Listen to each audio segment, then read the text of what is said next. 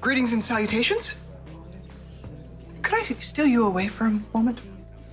Anything you have to say to me, you can say in front of Peter. I haven't quite resolved the smoke and mirrors, but I can assure you, Peter's innocence is an illusion. No, Spun glass that will surely cut you when shattered. Spinelli, I love you. We share a daughter and a whole bunch of history, but I will not let you do this. Do what? Tell the truth? I get that you want to believe it's Peter because you don't like him, but guess what? You're wrong. Liesl manipulated you like she manipulated everyone else. You need to accept it and move on.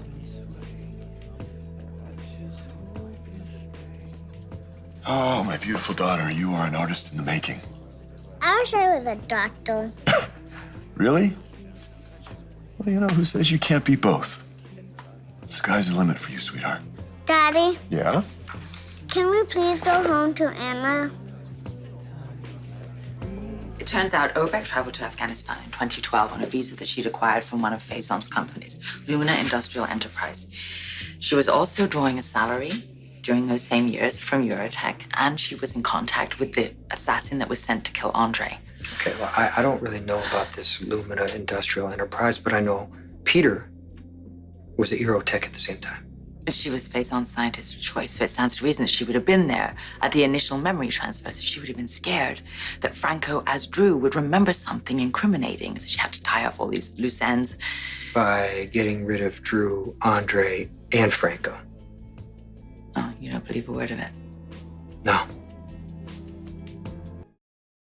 At the very least, you have to admit that there's questions as to Liesl's motives and the surrounding circumstances. Just until those questions are answered, I beg you to keep an open mind. No, I am done, okay? I am done with this. If the proof is good enough for the WSB, it's going to be good enough for you. I love Peter, and I'm gonna spend the rest of my life loving him. You're not suggesting that's not your way of... You're gonna marry this man?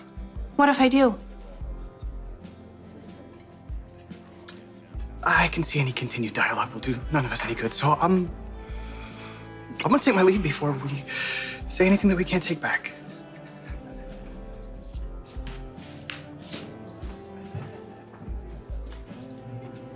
When we were searching for Heinrich and you were lying by omission, you had the same look in your eye that you do right now.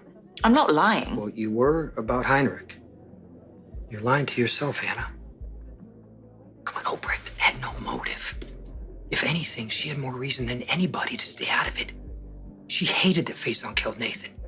And now that he's gone, her whole life is Maxie and James. Do you really think that she's gonna risk that relationship? No, she's not. The person who has the most to lose is the person who kept me prisoner. The one who was involved in the original memory transfer. The one Shiloh called from Pentonville, the one who visited Shiloh multiple times, the one who was on the dock the night Shiloh escaped with a bag full of cash, and the one who happened to show up at the exact right time to kill Andre's assassin in the OR. That's not Obrecht. That's Peter. And the fact that you refuse to see it doesn't make him any less guilty. I always heard this about you. From Robin, mostly. I mean, I never got to experience it myself, obviously, until now. But once you lock onto something, no one can change your mind because there's no possibility that you're wrong. Well, you are wrong about this, and I don't know whether it's pride or a grudge that stops you from admitting it. What are you talking? This is not about me, Anna. This is about you and Maxie and her kids.